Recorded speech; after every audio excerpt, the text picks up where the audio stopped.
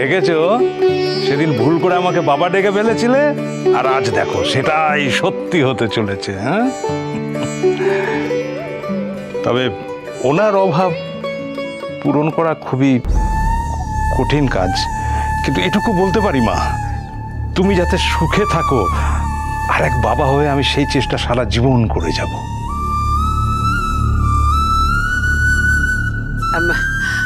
এটি কি আমার নাত বউ?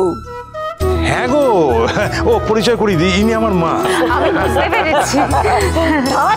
তুমি আমার পায়ে আসছো কেন? তুমি আমার বুকে আসবে। কি সুন্দর দেখতে, হ্যাঁ, একেবারে লক্ষ্মীটা। তোমাকে দেখতেই তো আমি এসেছি। আমরা একটু বসি, চল চল চল চল। কি ভালো, আমি তো তোমাকেই দেখতে এসেছি।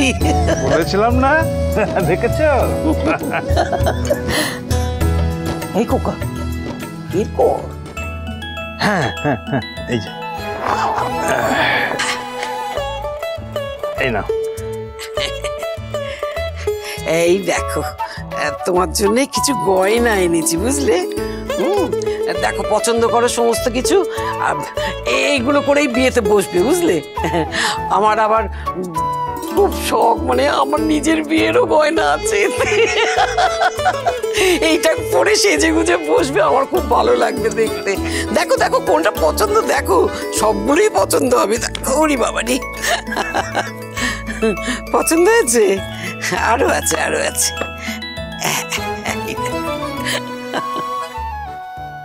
আসলে আমরা গরিব বলে আমাদের গয়না দিয়ে সাহায্য করছেন, তাই তো?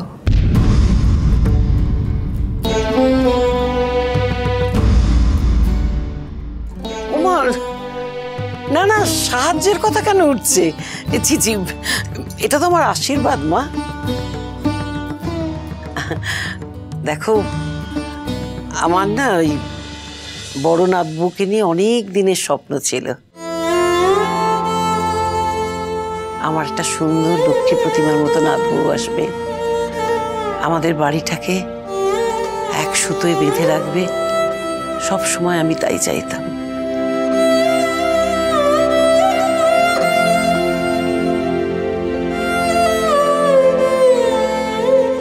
আমি তো তোমার মধ্যে সেই সম্ভাবনা দেখেছি, মা। সাহায্য কেন বলছো? এটা হচ্ছে আমার আশীর্বাদ।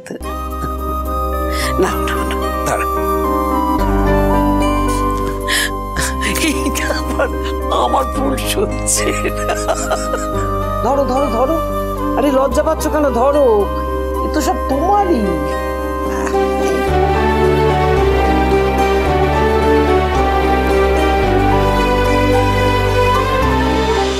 উড়ান সোম থেকে রবি প্রতিদিন রাত ৮টায় স্টার জলসায় ও ডিজনি প্লাস হটস্টারে।